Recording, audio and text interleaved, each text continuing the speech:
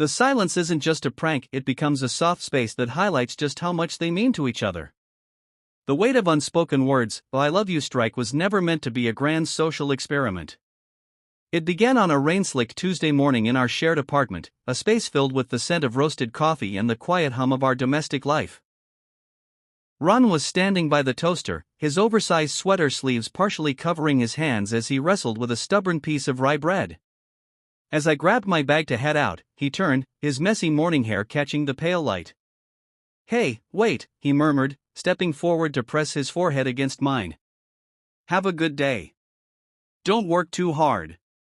Love you." Usually, I would whisper it back against his lips, a sacred morning ritual. But today, a spark of playful mischief took hold. I simply smiled, a wide, beaming expression that reached my eyes, and squeezed his waist before slipping out the door. I didn't say a word. The growing quiet. By Wednesday evening, the silence had grown heavy, but not in a way that hurt.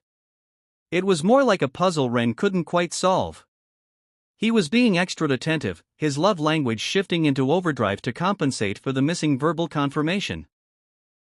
When I came home, he had already run a warm bath for me, the water fragrant with the eucalyptus salts I liked.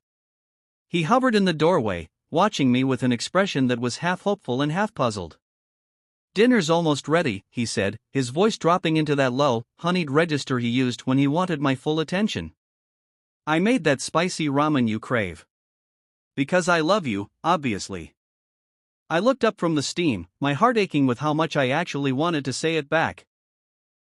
Instead, I stood up, wrapped a towel around myself, and walked over to cup his face. I kissed his nose, his forehead,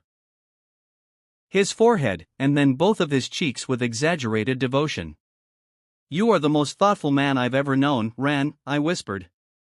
He stayed frozen for a second, waiting for the "I love you" to follow. When it didn't, he let out a tiny, perplexed huff, his ears turning a soft shade of pink. The breaking point. By Thursday night, the playful prank had turned into something deeply tender. We were curled up on the sofa, the only light coming from a single lamp and the soft glow of a movie we weren't actually watching. Ren was tucked into my side, his head resting on my shoulder, but I could feel the restlessness in him. He shifted, turning to face me in the dark. His dark eyes were searching mine, looking for a fracture in the silence. "Liam," he started, his voice barely a breath. "Did I do something? I've gone over the last 3 days in my head 1,000 times. I've cleaned the kitchen, I've handled the groceries, I've told you 12 times how much you mean to me, but you've gone quiet. You're being so kind, so sweet, but you won't say it." His lower lip trembled just a fraction, a sight that instantly shattered my resolve. The prank felt trivial compared to the raw vulnerability in his eyes, the heartwarming ending. I reached out, threading my fingers through his hair and pulling him closer until our noses touched. I couldn't help the soft, shaky laugh that escaped me. "Ren, it was a prank," I confessed, my voice thick with sudden emotion. "I read about it online, about not saying it back just to see what happens. I thought it would be funny." Ren blinked, the gears turning as the tension physically left his body. He let out a long, shuddering breath and hid his face in the crook of my neck, his shoulders shaking with a mixture of relief and faux annoyance. "You idiot," he drifted, his voice muffled against my skin. "I thought I was losing my mind. I was about to buy you a literal star just to get you to say it." I wrapped my arms around him, holding him so tight there was no space left between us.